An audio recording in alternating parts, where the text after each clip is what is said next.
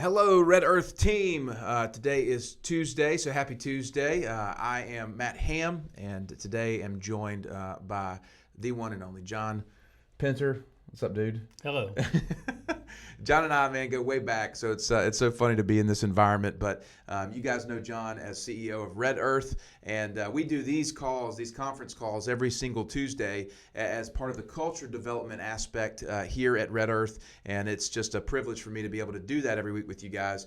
But this week I was talking to John, and I was grabbing him away from all the different hats that he wears and all the various things that he does for the organization, and I just thought it would be great to really, John, get your perspective on what has been an interesting year, to say the least.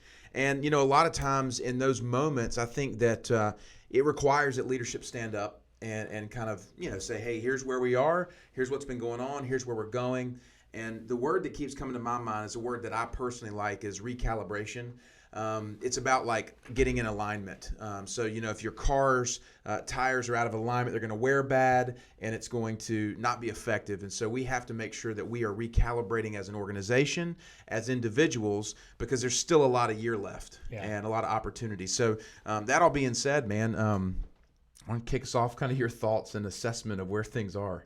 Yeah, I mean, I think that recalibration is a good word, and to take a step back, kind of before we get into it, we've got a number of new people that are joining us literally this week at different sites, and you know, this part of our company and this part of our strategies and processes is critically important, especially now when attitude is so critical for what we do. You know, I joke, you've got to have attitude and aptitude, and there are certain professions or certain skills that attitude is more important even than aptitude or the ability that you have. There are certain things in life that aptitude is more important than attitude. Absolutely. I mean, as a pilot, I think aptitude is more important than attitude. Like, Right. I think I can do it. That's not going to get it done. Yeah.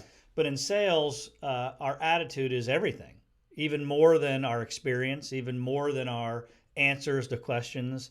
Our attitude is critical. So for a lot of the new people that are maybe joining us, we've got a number of them that just happen to be starting in this time for whatever reason that transition occurred in their professional lives, and we had the need, so we're bringing them on. You know, I liken these sessions to oxygen, and every once in a while you've got to, you know, kind of take that oxygen and you got to, you know, turn your phones off, turn the external voices and noises off, and kind of recharge your batteries with these sessions. So for those of you listening for the first time, I would definitely carve, you know, half hour to an hour out of your schedule to listen to these, because there's no one else that's in your corner in a tough business like this. Yeah.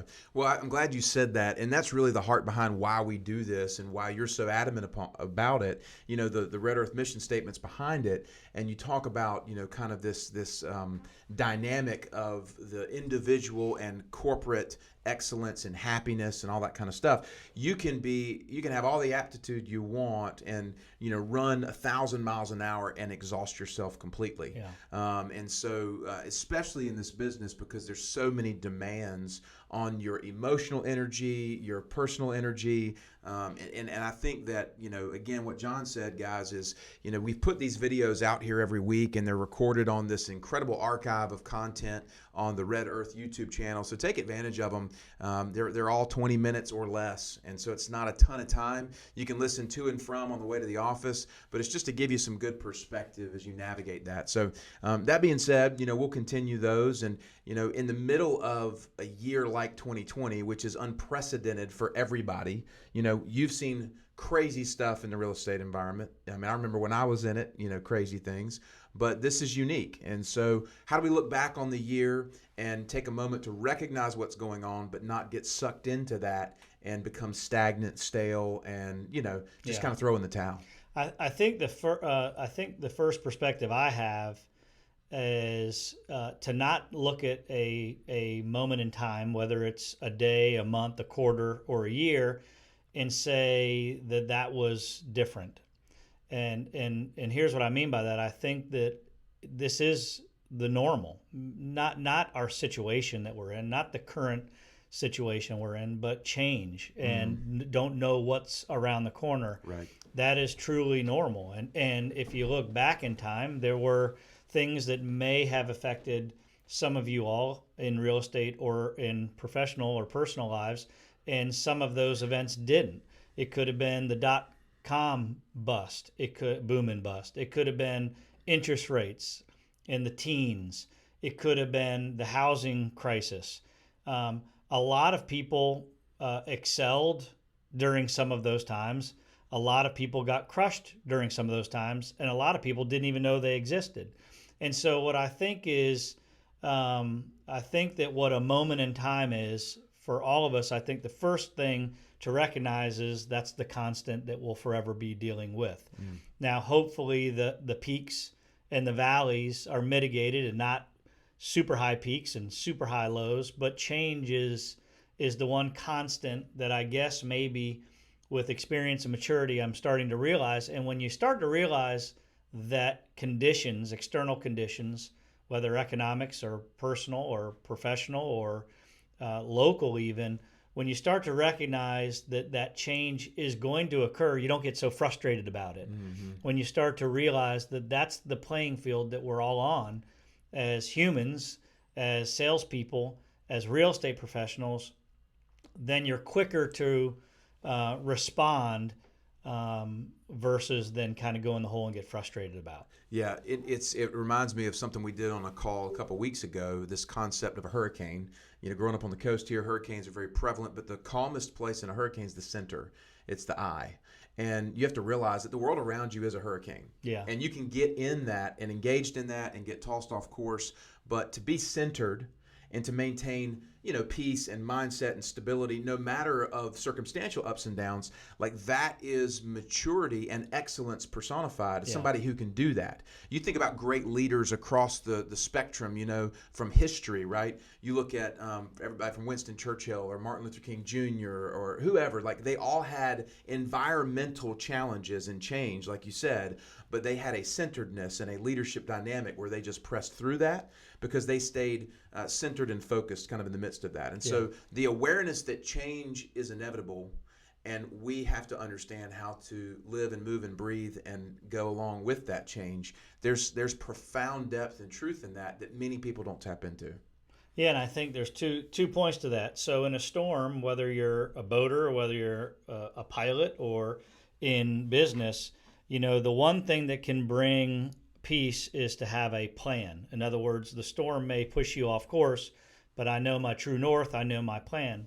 The other thing about a storm that I've been thinking about is in any storm, whether it's truly a hurricane on our coast or a situation like this, as a capitalist, there's opportunity in all of it. Truly to go to your analogy of a hurricane, when a hurricane comes in and devastates a town's economy, it devastates homes and businesses, there are those that come on the other side of that months later that were opportunistic in that, whether it's tree cleaning service, whether it's remediation companies. So even in this environment, there will be some that will fall out. There will be some that will expend a lot of energy just treading water, and there will be some that capitalize on whatever the situation is and come out the other side stronger. And that's our goal always, is to look at a situation, mitigate it against loss or risk, and then say, how can we take advantage of the environment in our neighborhoods, in our homes, and our developers purpose-built these things to change lives. And I can tell you, we have, a community in Pennsylvania. I saw a few people online right now. They're 2.5, 3 hours outside of some of the most disruptive, large urban environments. Don't you think they have a perfect story to tell? Yeah. Come 3 hours, 2.5 hours outside of these crazy urban environments and find peace. So they are going to come out the other side of this scenario, as a small example, with an unbelievable opportunity. But it comes back to, when no one's looking, it comes back to the voices you listen to. Yes. And you can listen to these type of messages, or you can listen to the loud noise that's out there. And, I told my mom today, I said, you have to make a premeditated decision to kind of stay away from these things, because nothing good for my mom, who's, in her mid 70s, these things have an emotional recourse. I Sure. mean, I can hear it in her voice. Mm-hmm. And, she can choose to stay away from it. And I told her, I said, if you look at our micro world, the world she lives in, she literally goes from her home to her art studio and back. She sees grandbabies. She sees us for breakfast. So her world is spectacular and perfect. And I said, focus your energy on your bubble, on your world, and your in the events of Cincinnati, or the events of Minneapolis, or the events in LA won't get into her emotion. Mm-hmm. Now, yes, you have to pay attention. You have to, but I promise you, Yeah. nothing's going to sneak up with you in this environment. Yeah. So, focus on the voices that provide a tailwind to you. Yeah, it's so consistent with what we've been saying too, and that's good because there's great confirmation in that. I work in pictures and I operate in pictures because they let you grab hold of something. And I think about the old stereos when I was a kid. You could tune the dial in, and if you were just off of that dial, it was a bunch of static and a bunch of noise, and you could kind of hear the song. You couldn't really hear it, but then getting that signal tied in. And not only that, what channel you're tuned to as well. And so we have to be aware that we're constantly tuning our channels to stations that may not have any benefit for us, that stations that may be adding to our stress and chaos and so forth. I was telling somebody just with the dynamic of social media, and I know in a sales profession, there's a lot of folks that are engaged on social media. It's like 7 billion people are now reporters with their own cameras and their own news feed. And so we're literally trying to, so what you just said is it's powerful to retract from all of that and get centered and focused on what is good about this and what opportunities we have ahead of us. Yeah. And so that being said, organizationally, you've already mentioned, things with Penn National and how they're stepping into this. So where do you see us kind of organizationally right now, and how do we begin to step into what is ahead of us? Yeah, I mean, I think that the first 2 or 3 months of the year, January and February, and maybe the first week or so of March, were turning out to be some of the most epic performances that we've seen in a long time with our success. And of course, with everything that changed, that stalled and that slowed. I think we're out the other side. So there are changed environment, but I think that the word spark comes up to me, and I think that if you're going to start a campfire, the most important element that we've got to come out this second half is our individual salespeople, and the power is truly in their hands to influence people to act. And I know that it doesn't mean that you shake somebody that wasn't going to buy and you hold a gun to their head and demand them buy. That's not what it means. It means persuading people through words, through creativity, through your attitude, that what you have meets their needs today, and don't put it on the shelf for tomorrow. And so that power, just like the media is affecting our emotion, the power of your voice and your message through creative mediums can move people to act. I promise you, it happens daily. And so I think the first part of our second half journey that we're on and discussing at this point and embarking on right now comes from the power of the spark. And the spark has to come from the person. There's not another business as I relate to home building that the activities of today pay the dividends of tomorrow. You have to find the person, you have to meet with the people, they have to pick out the plan or design the plan, they have to build it, then move in, and that's when we get paid. So there is this train of activities that have to happen today, have to spark the action of the dividends for us tomorrow. So, I look at as my day, and sometimes I would go home and I feel better about my day than other days. And I would assess as I lay my head down at night, was I productive? What did I get done? And some days I don't feel good about it. Some days I feel great about it. And so, I look in the rearview mirror and I say, look, was there a missed hour? Was there a missed day of the week? Was there a missed week? And I don't have the luxury of missing an hour or missing a week. I have to be very calculated about my time because we just don't have a lot of it. And there's a lot of minutes that go into the bucket, and there's a lot of hours that go into the bucket to get one closing. Mm-hmm. And so when I start to think that way, it's not in a panic, it's in a planning. How can I maximize my day or my week to create that spark with one person? You know, we're all type A. We all like to be with people. We all like to be out on site. We all like to be in homes with people. Unfortunately, that's a minority of our day and our week. And so I would start every day out to create a spark, every day out. What can I do today to just be with a customer? Don't worry about the sale. What can I do today to engage with one customer? And I would call that a success. Yeah. Because one customer turns into two, two turns into a close call, two close calls turn into a yes, and now I've got the machine working. Yeah. You said a bunch of stuff there to comment on. Going back to the idea of a storm, one of the things that brings you comfort in the midst of that is having a plan. And so what you're laying out now is part of that dynamic plan of how people can begin to take intentional action toward where it is they say they want to go. I have a analogy I use often if I'm speaking or teaching, and it's what I call 5-year apple pie. And it's this picture of this little kid who is in his backyard and he's planting an apple seed. And his neighbor comes over, kind of a grumpy neighbor, and goes, what are you doing, kid? And he's like, I'm baking apple pie. And the neighbor goes, no, you're stupid. You're not baking out. He's very condescending. Well, a year goes by. The kid's still back there. He's tending to this little sprout that's coming up, right? And the neighbor doesn't understand it. But it's interesting that an apple tree takes 5 years to begin to bear fruit. So if you wanted an apple pie, then you got to start planting apple seeds today.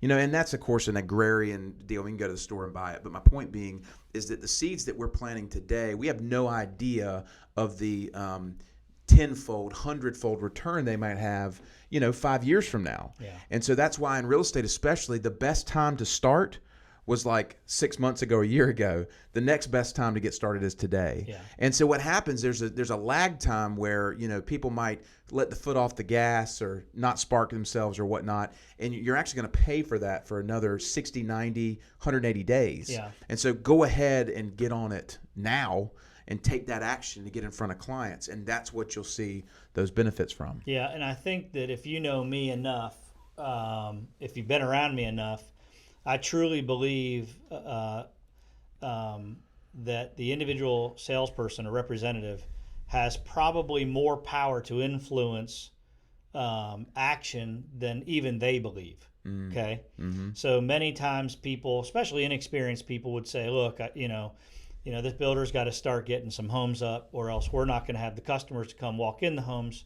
to say yes. And I've done that. All of us have done that. And there's a million scenarios from clean streets, paved streets. When's this going to start? When's that going to start?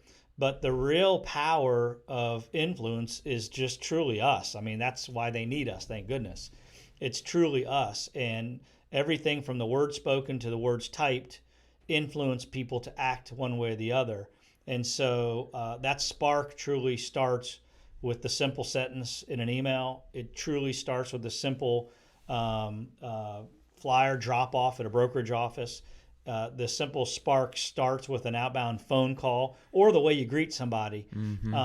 And I think that the first truth has to be that I truly believe that I literally can impact people's futures and people's decision making. Me, not external. Me, before it's there, before it's done, before it's clean.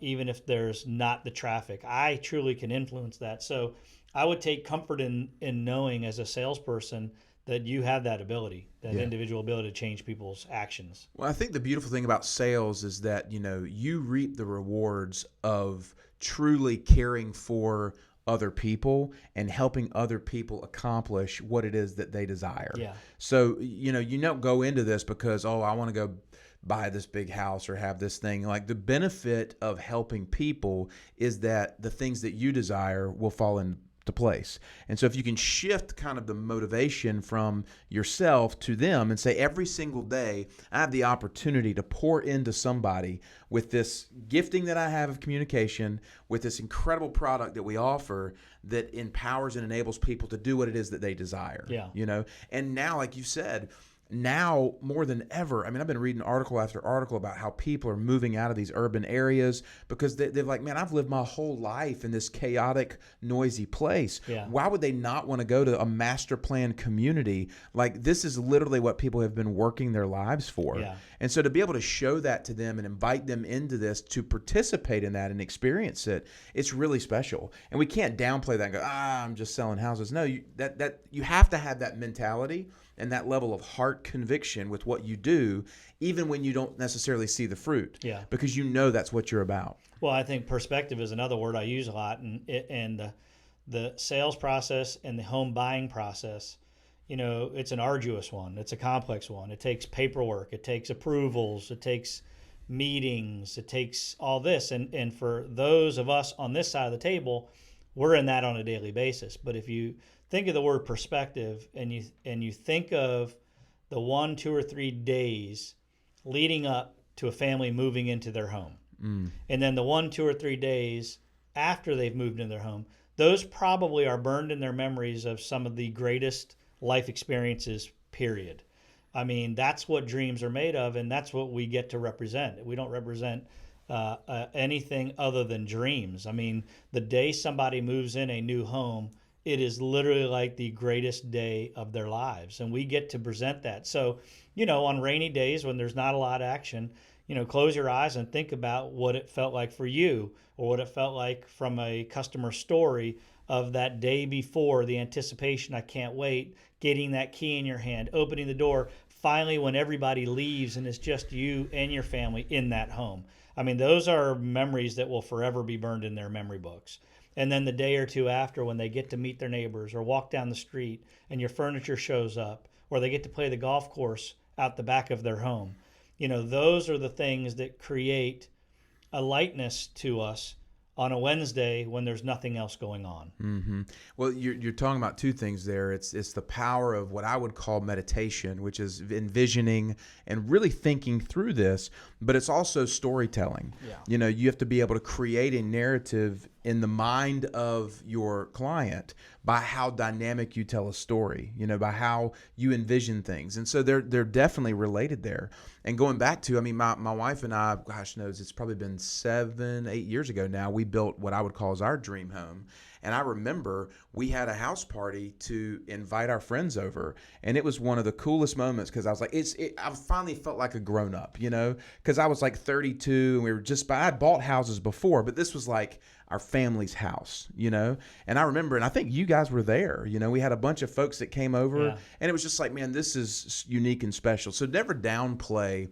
It's easy when you see the paperwork and the tediousness of the process to downplay the story and the environment that you're actually creating for folks.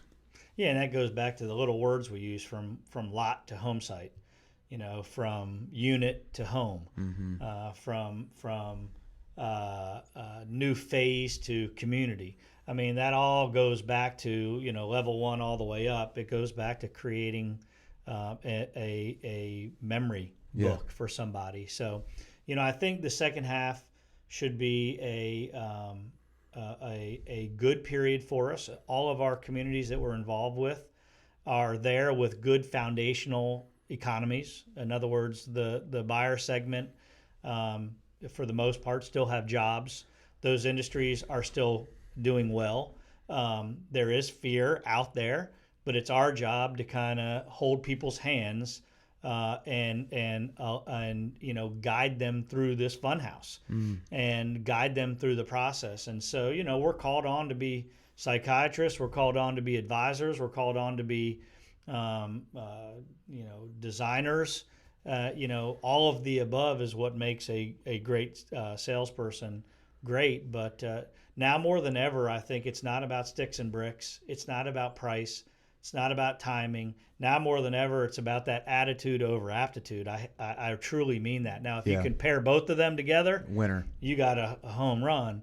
But if you say, look, I'm new or I'm inexperienced. I wonder if I'm going to make this. The heck with that. Yeah. Get your attitude right, and it will transfer to people, and I think you'll be surprised. I hate to be overly simplistic about it, but truly, I think people will be surprised if you turn your attitude up a bit. Yeah, well, it's funny because you talk about contagions, right? Like there are a lot of things that are contagious.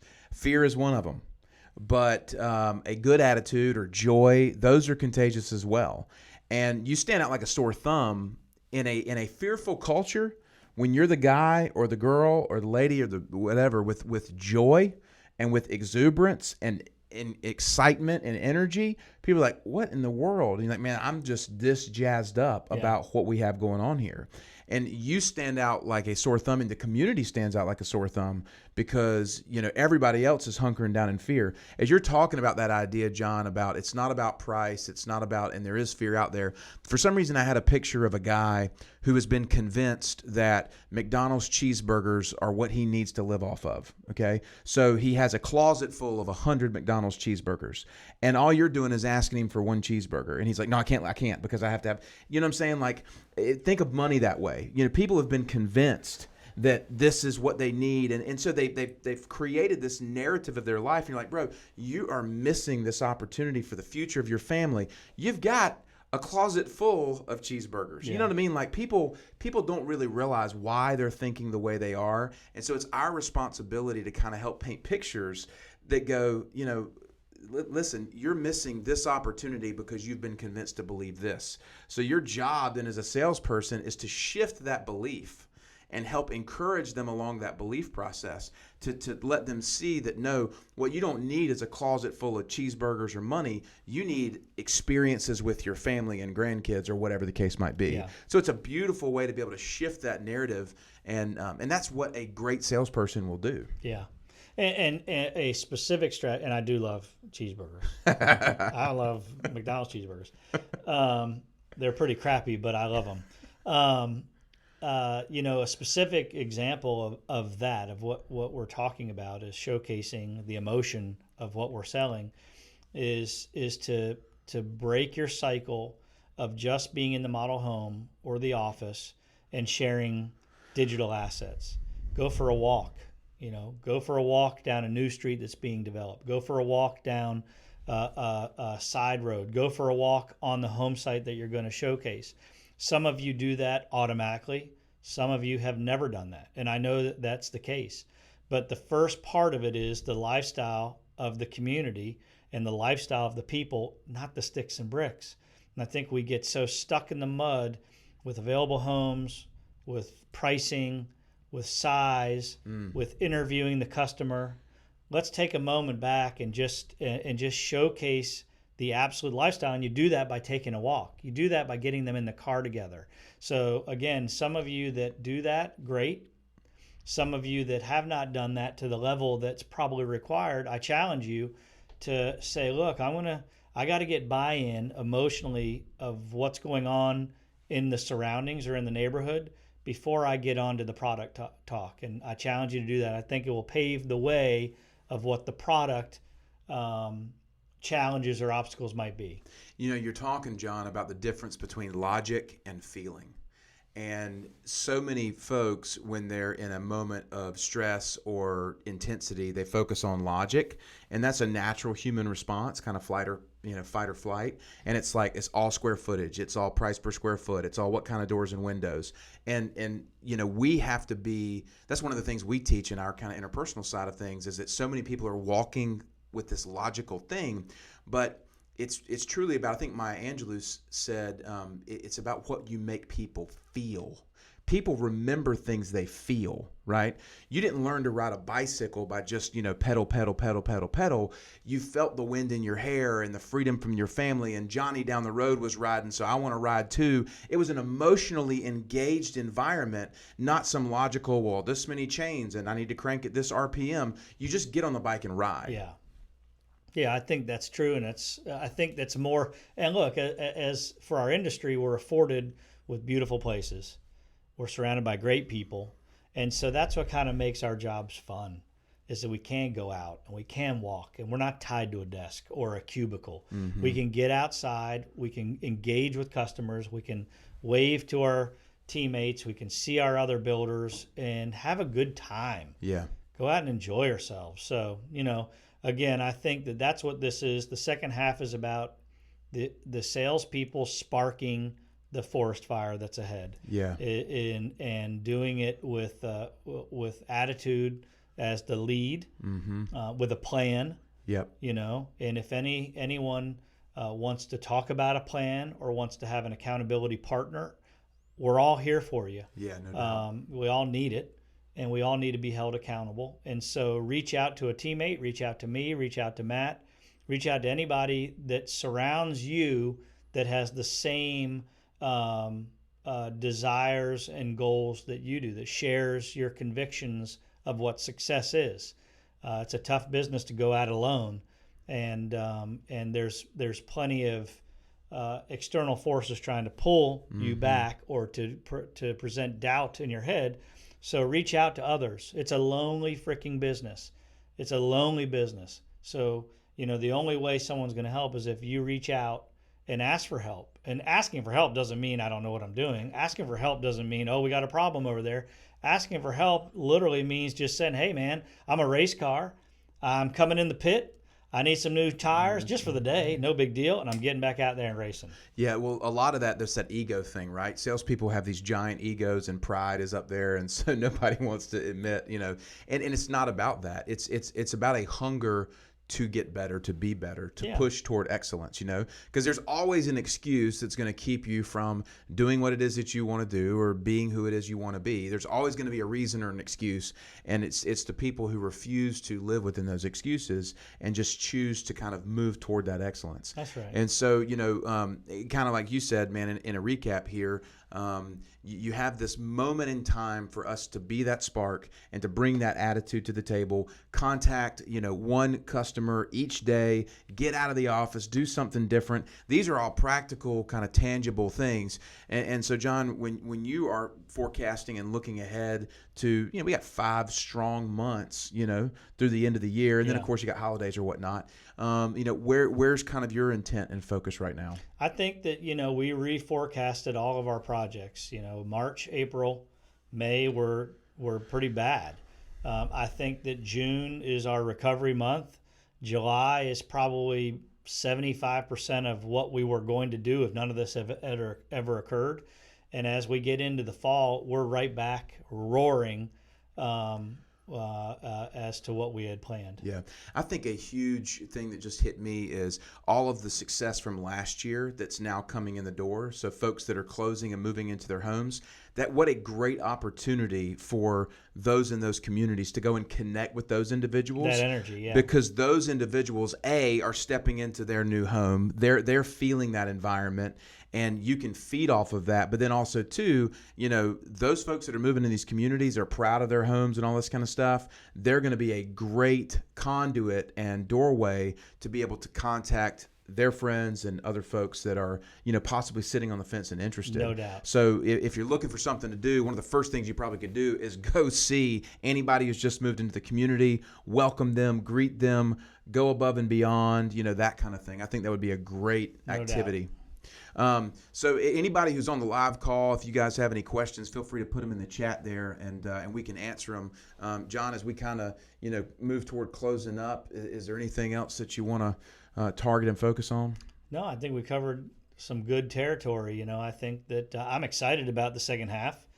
Like I said at the beginning, and I mean it, the remainder of the year being an election year, there's wild stories and wild rides ahead, but that's to be expected. So I already know, the change in the news cycle, not for a month, not for the next quarter, for the rest of our lives is what we're going to deal with. So we're going to stay in the middle ground. We're going to stay emotionally right down the middle, and we're going to make this life that we have, our professional life, we're gonna live it with no regrets. That's what this second half is about. Yeah, I love it. There's a quote that we have that we use in regards to a faith perspective, but I think it applies. Is you either waste your life like chasing excellence and your dream and that thing, or you just waste your life. You know what I mean? Like your time here is limited, and you're either going to waste it or you're going to spend it, waste it, right? Doing what it is that you love to do and who it is that you want to be. Yeah. And so get busy doing that. So well, and I'll end with one more thing. If you're on this call, you're part of something that's just bigger than yourself.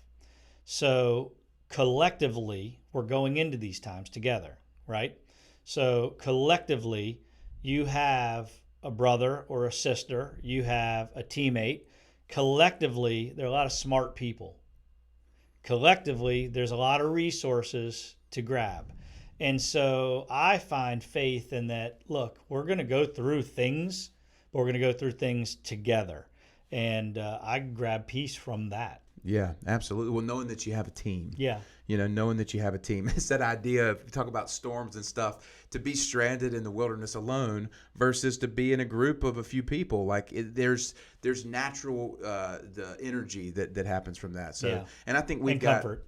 We've got a great team too, and great resources. And so today is a day I think we can just put any excuses and frustrations behind us and begin to be the spark, as we head into that second half of the year. And so, John, thanks for making time today. I know you're busy, but I appreciate it. I know the team does. For any of you who have tuned into the live call today, or any of you who are watching this on replay, make sure you take advantage of the resources that are there on the YouTube channel. Like John said, reach out. I'm available if anyone needs anything. But we appreciate you guys and look forward to a very successful second half of 2020 and beyond. So thank you guys for tuning in, and you have a great day.